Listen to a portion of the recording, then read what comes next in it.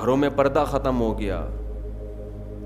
آپ سے کوئی پیسے بڑھانے کی بات کرے, آپ کان لگا کے سنو گے کیا کہہ رہے ہیں. کوئی آ کے بتائے نا ایک نیا بزنس آیا ہے, کان لگا کے سنو گے. کوئی آپ سے کہے یار تمہارے گھر میں پردے کا نظام نہیں ہے, یہ غلط ہے, اللہ ناراض ہوتا ہے, کیسے آدمی دھتکارتا ہے, بھائی کوئی اور بات کر یار, یہ کیا ٹاپک لے کے بیٹھ گیا یار, یہ تو مولویوں کی باتیں, تو کہ ادھر سے کیا فضول باتیں کر رہے ہیں. ہوتا ہے کہ نہیں ہوتا؟ آپ کو یہ باتیں بالکل بھی پسند نہیں ہیں, لیکن اللہ کو یہی باتیں, اللہ کو سب سے پہلے یہ دیکھنا ہے میرا کون کتنا ہے, میں نے کھلایا, میں نے پیدا کیا, میرے حکام کو کیوں نہیں مانتے. قرآن میں اللہ تعالیٰ نے نا ایک ایک رشتے کی تفصیل بیان کی ہے. پردے کا جب حکم آیا نا تو اللہ نے بتایا کہ عورت اپنے باپ سے پردہ نہیں ہے, اس کا اپنے بھائی سے نہیں ہے, بھتیجے سے نہیں ہے, سسر سے نہیں ہے, شوہر سے نہیں ہے, شوہر کے بیٹے سے جو ستیلا بیٹا ہوتا ہے اس سے نہیں ہے, شوہر کے باپ سے نہیں ہے. پوری ڈیٹیل اللہ نے بتا دی. کیا مطلب؟ ان کے علاوہ عورت کا سب سے پردہ ہے.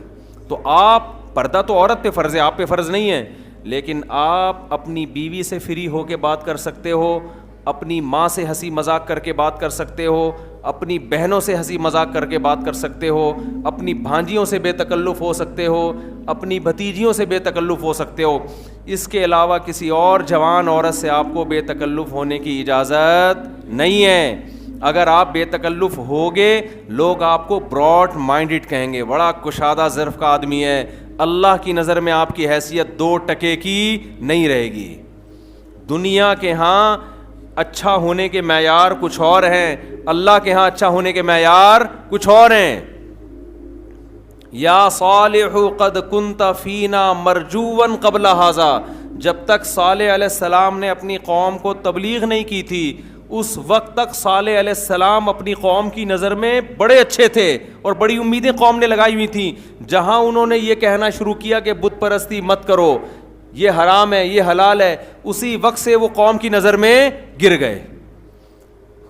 لیکن اللہ کو صالح علیہ السلام سے اتنی محبت, ان کے دنیا سے جانے کے بعد بھی قرآن میں اللہ ان کا تذکرہ کرتا ہے بار بار.